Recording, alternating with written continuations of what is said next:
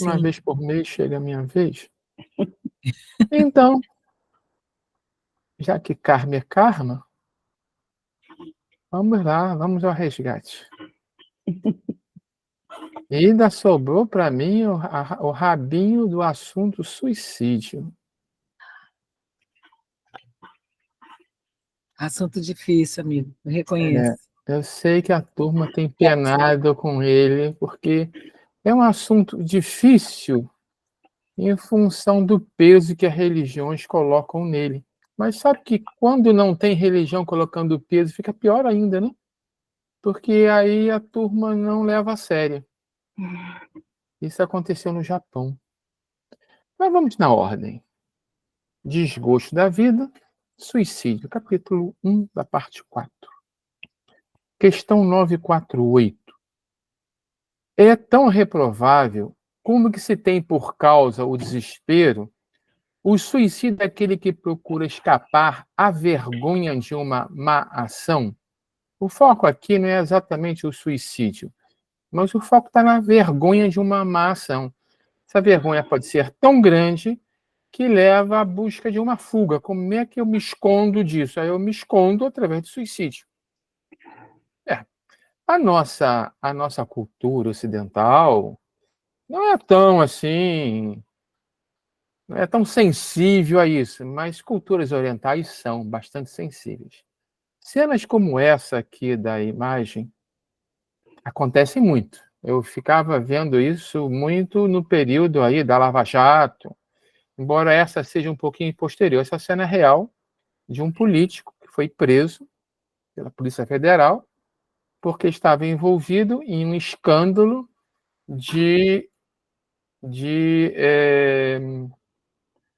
nebulizadores, não, de respiradores durante a Covid. Milhões e milhões de respiradores falsos não entregues. E aí bate a vergonha, né?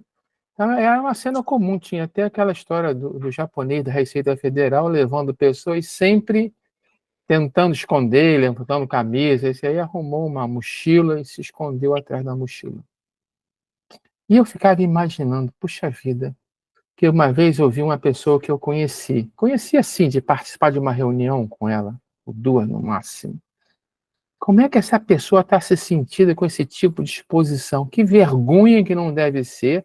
Aí eu pensava já no item seguinte, que é o 949, a família.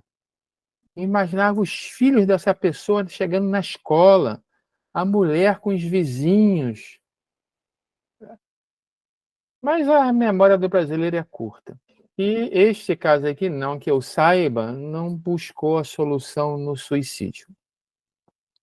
Eu deixei só para mostrar que a vergonha ela é algo que pode ser muito, muito séria. Algumas pessoas mais sensíveis, adolescentes em determinadas faixas de idade, recorrem ao suicídio, às vezes até por bullying. Bullying provoca suicídio.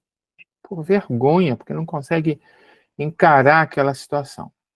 E é isso que o mundo espiritual nos diz.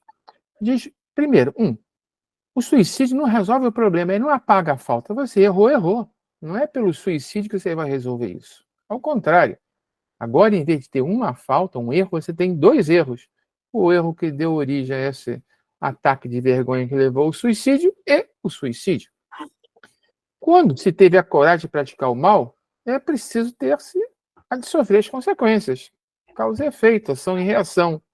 Mas se teve coragem de fazer isso, então tenha coragem agora de passar pelas consequências disso. Então, a resposta para a pergunta de Kardec é que a vergonha não justifica o suicídio. Piora porque agora dobra os problemas de quem recorreu ao suicídio numa exposição pública vergonhosa. E aí um comentáriozinho que vai aparecer, sempre tudo que aparecer em letra preta, se sobrar tempo no final, nós vamos tentar dar um tratamento à parte. Deus, que julga, pode, conforme a causa, abrandar os rigores de sua justiça. É uma resposta assim, muito religiosa, né? muito religiosa, meio ortodoxa. Deus julga, Deus nos julga. E ele tem o poder de punir com mais severidade ou com menos severidade, aplicar sua justiça com maior ou menor rigor. É uma visão muito cristã, meio ortodoxa. Mas eu diria que nós já podemos começar a reavaliar esta resposta. Mas vou tentar deixar para o final. Vamos só somar. Vamos só acumulando, para não desviar do foco.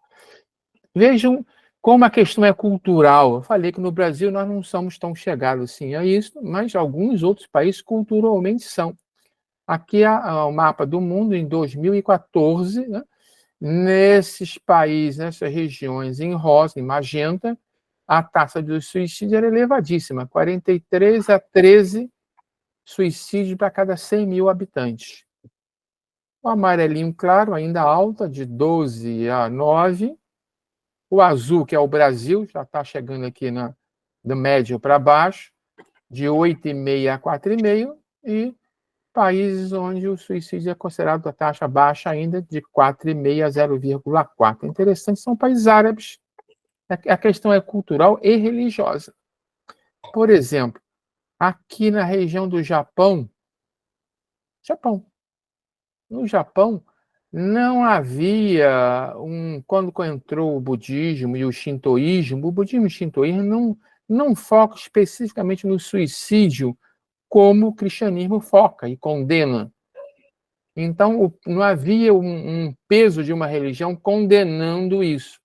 E, culturalmente, eles têm um sistema social onde a honra é um valor muito grande.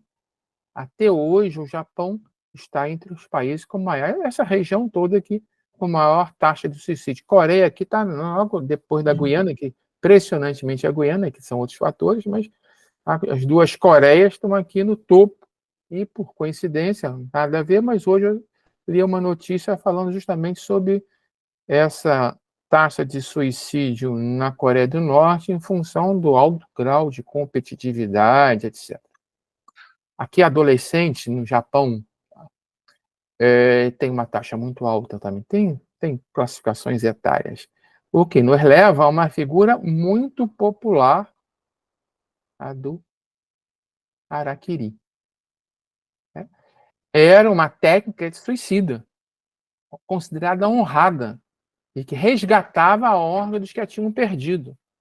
Específica, tem todo um ritual, muito mais até do que eu pensava. Hoje eu li a Wikipédia sobre o Araquiri, eu fiquei impressionado com a quantidade de informação que ele traz lá. Reservada apenas para a classe dos samurais, as mulheres não podiam fazer Araquiri, elas tinham uma outra técnica suicida, mas era considerado algo que precisava muita coragem e o orgulho mandava alto aqui. Era preferir, para não deixar o orgulho ser abatido pela vergonha, por exemplo, de uma derrota em campo de batalha, tá? Eles enfrentavam uma dor física rigorosa, que era um ritual bastante dolorido, tá? Para resgatar sua honra. E isso era muito respeitado. E até 1970 ainda houve o último harakiri registrado, e aí virou como forma de protesto. Cultural. Tá? Cultural, vergonha por trás, a honra na frente. E o orgulho. Muito em cima do orgulho para resgatar uma honra por algum modo maculado, que poderia ser uma situação vexaminosa, por exemplo. Mas diz o mundo espiritual que isso não é desculpa. Não é desculpa, não alivia em nada a defesa da honra e só piora a situação espiritual de quem adotou uma prática como essa. Eu não cheguei a colocar aqui, mas no final da Segunda Guerra Mundial tivemos os clássicos kamikazes, que não deixavam de ser suicidas, né? Em falta de material, subia no aviãozinho e era uma bomba humana. Cultural, uma coisa muito cultural. Imagine pegar um piloto aí brasileiro e pedir para ele fazer um negócio desse assim em pelotão.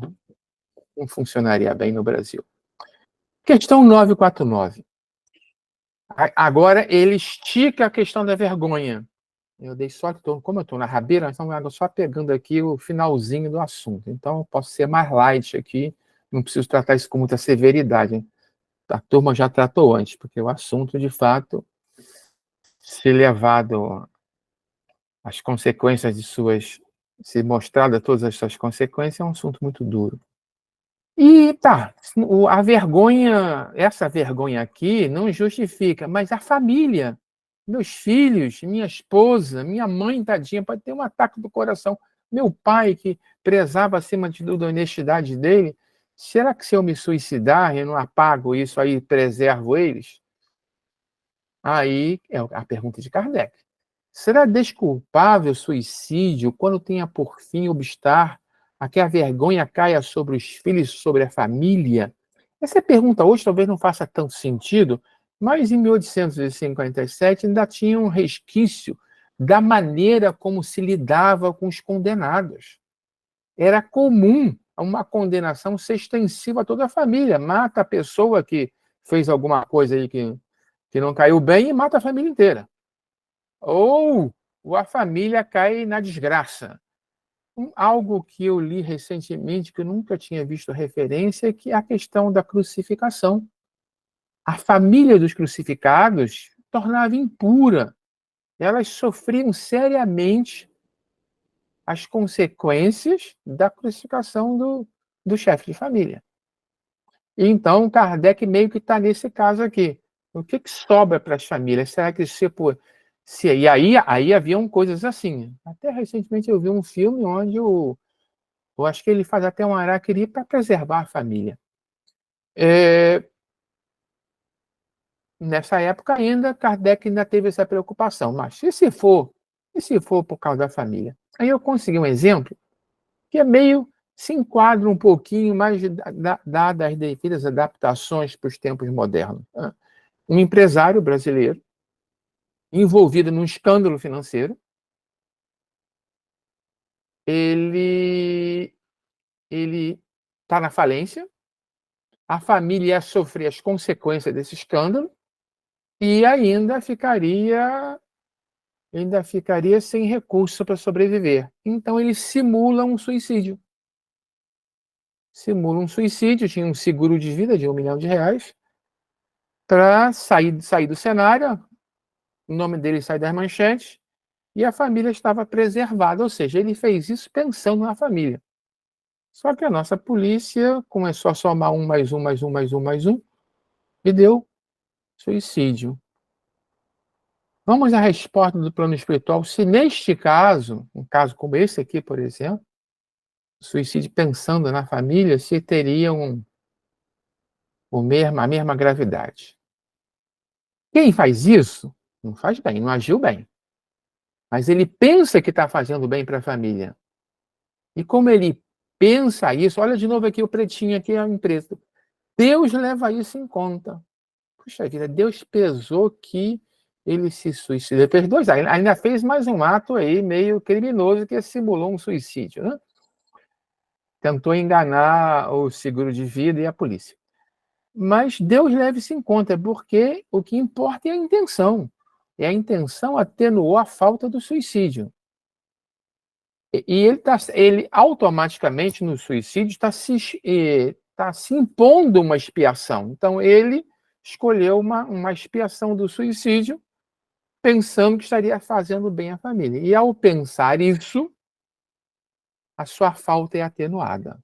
Rigorosamente. Agora, Deus leva isso em conta, o que nós vamos deixar para o final.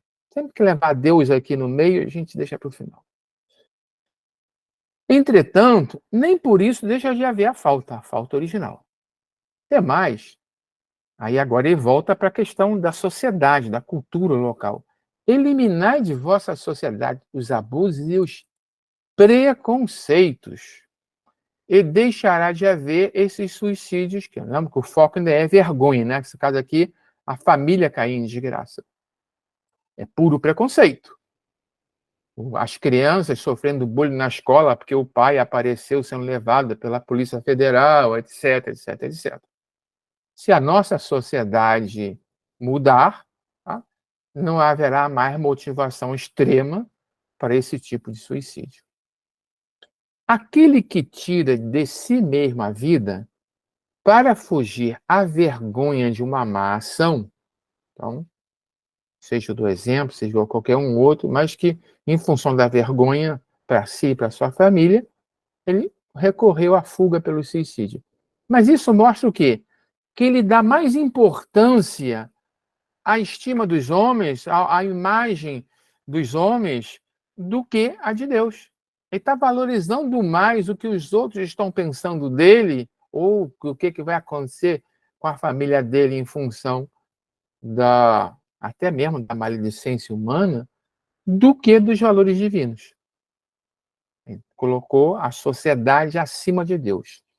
Visto que volta para a vida espiritual carregado de iniquidades, tendo se privado dos meios de repará-lo durante a vida corpórea. Então, é algo extremamente reprovável, mesmo sendo por essa motivação. Demonstra, olha, como é que eles chegaram ali numa derivada segunda.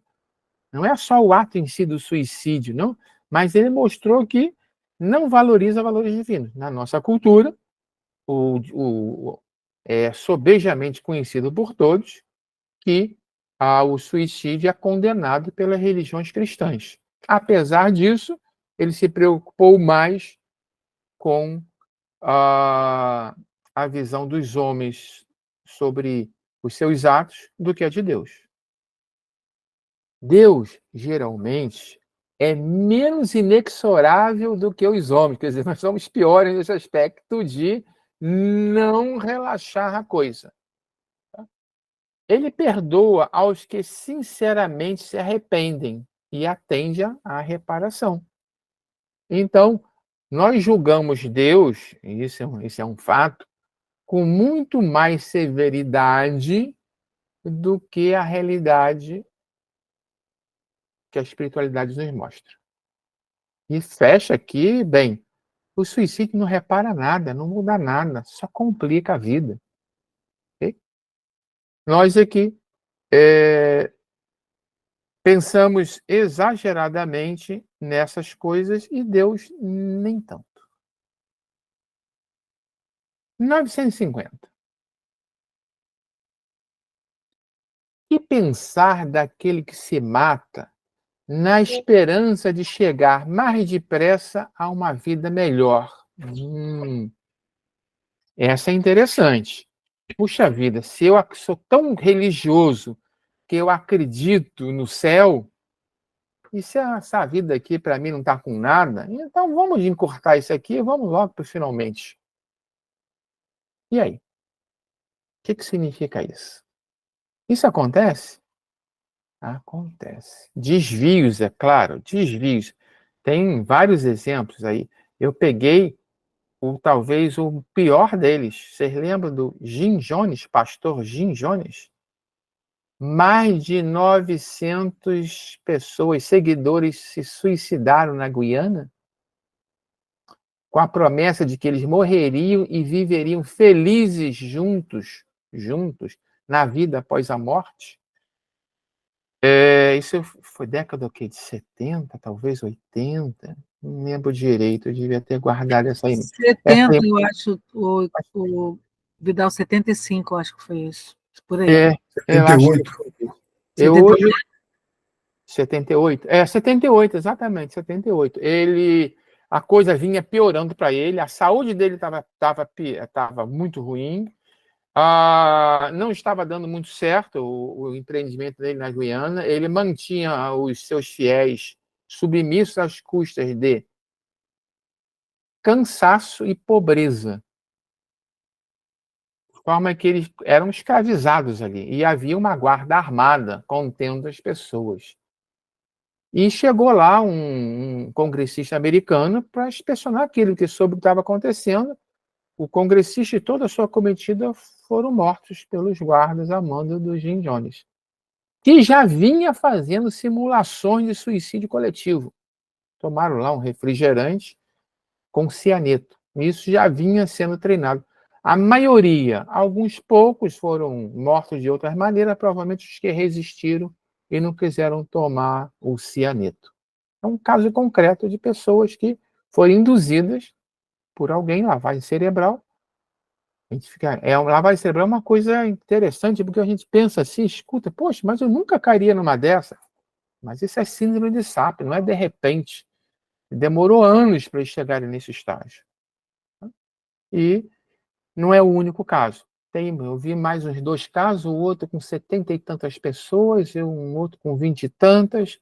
Teve o do David Koresh. O David Koresh era o Cristo pecador. Ele veio para experimentar o pecado, para poder julgar depois as pessoas, e resistiu à bala, à invasão do FBI. Neste caso aqui, desta foto, cerca de 300 crianças morreram. Aí, a resposta do plano espiritual é bem óbvia. Outra loucura. Isso é uma loucura que aconteceu. Que faça o bem durante a sua vida e mais cedo estará de lá chegar. Enquanto que matando-se retarda a sua entrada no mundo melhor. Faz o bem, você vai chegar mais rápido ao mundo melhor. Se você se matar, você vai retardar a sua chegada ao mundo melhor. Você vai chegar e é outro mundo que não tem nada de melhor. E terá que pedir que lhe seja permitido voltar. Isso é o destino, o melhor remédio para um suicídio é a reencarnação. Terá que pedir para voltar, para concluir aquela vida que ele pôs a termo antes da hora, sob influxo de uma ideia falsa. Uma falta, seja qual for, jamais abre caminho para o santuário dos eleitos. Não se chega ao céu dos católicos ou às colônias espirituais superiores, tá? Infringindo a lei de Deus de forma alguma.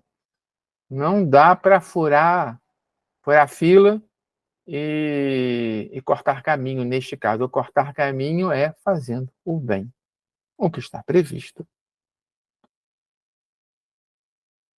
951. Não é, às vezes, meritório o sacrifício. Kardec, eu gosto desses Kardec, porque, de fato, a gente vê como é que ele dá a volta e tenta esgotar qualquer possibilidade. Não é, às vezes, meritório o sacrifício da vida quando aquele que o faz visa salvar de outrem ou ser útil aos seus semelhantes? Quer dizer, eu me sacrifiquei para salvar alguém ou para ser, de alguma forma, útil a alguém. A resposta agora é o oposto. Isso é sublime, mas conforme a intenção. E, em tal caso, o sacrifício da vida não é suicídio. Tá? Já até vi aí uma referência vaga hoje que se Jesus sabia que ele entrasse em Jerusalém, ele iria ser preso e morto, então, ele, ao fazer isso, ele fez um suicídio. Tá? Mas aí está claro que não é suicídio. Ele é um sacrifício meritório com intenção de ajudar a alguém ou salvar a vida de outro. Às vezes tem aqueles heróis, né, que entram no incêndio. Eu tinha vários exemplos aqui que eu não quis expor demais, mas um deles era assim, alguém que salvou a vida de várias pessoas no incêndio, mas acabou respirando aquela fumaça tão quente que teve queimadura interna e veio a morrer depois. Mas foi o sacrifício, ele se sacrificou para salvar a vida de outros. Bem, Deus se opõe a todo sacrifício inútil. Não é só fazer sacrifício. Então vou me sacrificar aqui, aquela história do silício, né? Eu vou pegar um chicotinho e vou me supliciar, porque isso agrada a Deus. Não, não agrada a Deus. É um sacrifício inútil. Não faz bem a ninguém, nem à própria pessoa. Ao contrário, sacrifique aquele corpo que foi um presente divino. Então, Deus se opõe a todo sacrifício inútil. E não o pode ver de bom... sim, e mais um detalhe. E não vê de bom grado se tem o orgulho a manchar esse sacrifício. Por quê? Às vezes, esse sacrifício tem uma pontinha de algo mais. Só o desinteresse torna meritório o sacrifício. Se eu não fiz por interesse, por exemplo, de ganhar o céu, eu vou aqui me sacrificar, eu vou entrar e sair desse incêndio, em vez de me suicidar, como fizeram aqueles 900, eu vou procurar um incêndio e vou sair entrando e saindo até salvar um mar de pessoas e vou morrer e pronto. Morri no sacrifício e vou para o céu. Não dá para enganar Deus desse jeito, não. Só o desinteresse torna meritório o sacrifício. E não é raro que quem faz o sacrifício tem um pensamentozinho oculto ali que diminui o valor aos olhos de Deus. Que é o pensamento qual é? Vou me sacrificar porque com isso eu conquisto um pedacinho do céu. Vou me sacrificar porque com isso eu avanço na minha evolução. Eu estou fazendo isso, mas por raciocínio meio torto, eu estou pensando, já que eu valorizo muito a vida espiritual, então eu vou fazer sacrifício para isso. Não é para ajudar o semelhante, não é para salvar a vida de alguém. Eu estou me sacrificando, achando que esse sacrifício me conquistará um bom lugarzinho lá numa boa colônia espiritual. Aí não funciona direito. Se por trás disso há algum interesse dessa natureza, ou tem uma ponta de orgulho aqui, porque tem um exemplo que eu não quero dar. Vou tentar segurar a língua, que eu lembrei agora. Um caso na história de alguém que foi para o sacrifício, sim, que pregou pelo exemplo, mas será que ali não tinha um pouquinho de orgulho para manchar aquele sacrifício? Não vou dar o exemplo, não. Vou deixar vocês para descobrir. Pesquise na história. Todo sacrifício que o homem faça à custa da sua própria felicidade é um ato soberanamente meritório aos olhos de Deus, que resulta da prática da lei da caridade. Aí rodamos e chegamos na caridade. É um sacrifício. Ele sacrificou a sua felicidade. Não precisa ser. O texto é mais genérico aqui, é todo sacrifício. Não preciso sacrificar a vida no meu corpo físico. Eu posso sacrificar a minha vida no corpo físico. Uma Madre Teresa de Calcutá, por exemplo, uma Irmã Dulce, um Divaldo Pereira Franco, um Chico Xavier, sacrificaram a sua vida no corpo, sua felicidade de ter uma família, de ter um lar, de ter uma esposa, um esposo, um amor, por um bem maior. Esse sacrifício, esse sim, ele é extremamente, soberanamente meritório aos olhos de Deus. Por quê? Porque é o amor posto em prática através da caridade que eles fizeram ou estão fazendo ainda. É diferente. Jesus nem se fala. Jesus aqui como exemplo, só quis colocar mesmo um caso extremo para mostrar que quando o sacrifício é de fato sacrifício com S maiúsculo, não tem nada a ver com suicídio, nem é chamado de suicídio. E aqui o plano espiritual aproveitou para esticar o conceito do sacrifício e chegar na prática do amor e da caridade. Não precisa ficar fazendo. Isso é incrível. Vocês sabem que até hoje ainda existe gente que faz autoflagelação. Outro dia me falaram de uma pessoa que ainda faz autoflagelação, de um ramo aí, de uma ordem religiosa que ainda pratica isso. E não há um mérito maior, porque no máximo pode ter o orgulho aqui e dizer que eu faço isso, eu sou mesmo dedicado a Deus, mas não tem nada de caridade. Curtinho, né? Curtinho, vamos. Não, ainda tem uma continuação. Sim, aqui está Jesus, né? Quem é que está aqui, gente? Eu não podia perder essa oportunidade. Não podia. Vocês viram o short da Semana Santa sobre Pedro? Olha o galo aqui do lado dele. Aquela história que Pedro negou Jesus 3 vezes, como ele entrou para a história. Olha, ainda tem que aguentar essa. A vergonha de passar para a história como quem negou Jesus 3 vezes. Mas vamos ver, não fala de Pedro não, vamos ver o finalzinho aqui. Ora, Sendo a vida o bem terreno, a que maior apreço dá o homem, ou seja, aquilo de maior valor que nós temos na nossa vida, não comete atentado o que a ela renuncia pelo bem de seus semelhantes. Ele não é um atentado, ele é um sacrifício. Então, aquele que sacrifica o seu bem maior, sua vida, pelo bem do semelhante, não é um suicídio, é um sacrifício. Até aí está só repetindo. Mas, antes de cumprir sacrifício, deve refletir bem sobre se sua vida não será mais útil do que a sua morte. E esse é o meu ponto com relação ao que dizem sobre Pedro. Se eu tivesse visto isso na época, eu teria colocado no vídeo. Antes de fazer o sacrifício, quer dizer, qual seria o sacrifício de Pedro?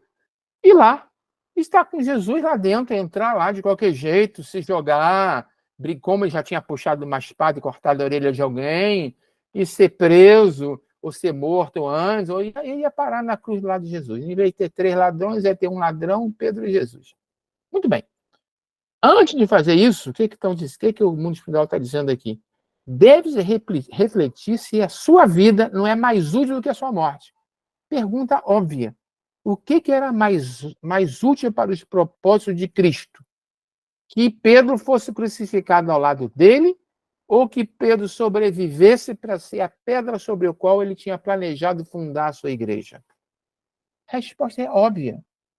Pedro não tinha o direito de se sacrificar, porque ele tinha recebido uma missão maior do que essa, a de viver para ser a pedra fundamental do cristianismo, após a ida de Jesus. Então, ainda teve que aguentar a vergonha do negou Jesus 3 vezes, coitado. Fechando aqui, antes de finalizar logo, toda aquela parte de preto. Deus que julga. Meu Deus, será que nós estamos naquela de pensar que Deus é um juiz severo, aquele guerreiro vingativo e poderoso, que fica ali pesando na peninha todos os meus erros e acertos? Aqui, aparentemente, não.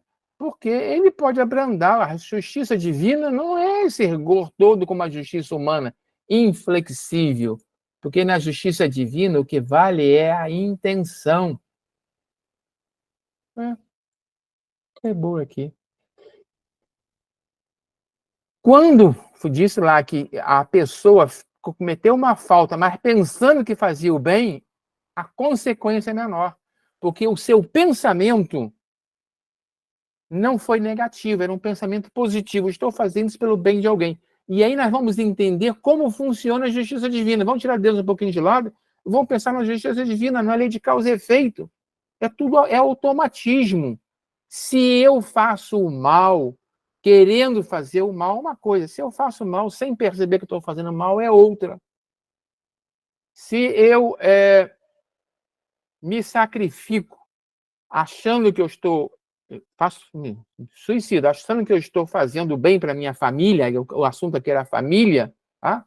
É ainda um suicídio, não estava errado, não tem jeito, vou ter consequências, mas não será tanto quanto aquele que se suicidou por vergonha, como aqueles da crise da Bolsa de Valores americana. A intenção é tudo. Deus é menos inflexível, quer dizer, as leis divinas têm uma flexibilidade que nós não entendemos bem ainda, porque nós não conhecemos bem os mecanismos da mente. A mente é a sede de tudo. Conforme nós gravamos mensagens positivas ou negativas, teremos consequências positivas ou negativas. Perdoa os que sinceramente se arrependem e atendem à reparação. Quer dizer, as leis divinas, se eu sinceramente me arrependo, não basta chegar para o juiz aqui no Tribunal de Justiça, eu estou arrependido, sinceramente arrependido. Ele até acredita em mim, mas ele vai me condenar da mesma forma. Na lei divina, não. Porque ao ter esse arrependimento sincero, eu crio mecanismos opostos no campo mental e vão começar a atenuar os danos que eu fiz aos meus corpos espirituais com a ação negativa. Isso é sublime. Conforme a intenção, em tal caso, o sacrifício da vida não constitui suicídio. Quer dizer, aqui agora está falando do sacrifício pelo bem de alguém, ou para salvar a vida de alguém, eu dou a minha vida. Isso é sublime, que a intenção é boa. Eu não estou aqui como um suicida que não aguenta mais viver. O que o suicida procura? O nada. Ele quer acabar com tudo, ele quer desaparecer no infinito. Ele não quer persistir, ele não acha que ele vai persistir no umbral. Então ele quer, e ao tentar se anular, ele cria sequelas no seu corpo mental que vão afetar os seus corpos invisíveis por séculos. Às vezes por mais de uma encarnação, 2, 3 ainda, sentindo as sequelas do que a mente imprimiu na sua contextura espiritual superior, além do que ele fez sobre o corpo físico. Mas se eu me arrependo, sinceramente, eu começo a criar mecanismos contrários. Agora eu quero sair dessa. Agora eu entendi que isso não é a solução. Agora eu quero compensar o erro que eu fiz. Eu quero consertar o estrago cometido, família que eu deixei abandonada e por aí vai. Isso é sublime. Já lemos essa, né? Deus se opõe a todo sacrifício inútil e não pode ver de bom grado. Se tem orgulho a manchá-lo. De novo, o orgulho aqui, ó. Se o orgulho está lá por trás desse sacrifício, é de novo uma impressão negativa, é uma emoção pesada que está sendo impressa na sua tessitura espiritual. E, então, aquele samurai que fez o harakiri por orgulho, tá? Além de todos os outros estragos, ele também vai levar esse peso para ser resolvido no futuro e aprender uma lição de humildade. Agora, se eu estou praticando a caridade, é exatamente o oposto. No orgulho, eu estou pensando no meu ego. Eu. Na caridade, estou pensando no próximo, os outros. Aqui eu movimento um tipo de impressão, um tipo de mancha na minha tessitura espiritual. E aqui eu estou alvejando ela com a prática do amor e do bem. Eu acho que a gente tinha um tempinho para a conversa, começou meio tarde, mas se alguém não quiser fazer perguntas, eu terminei.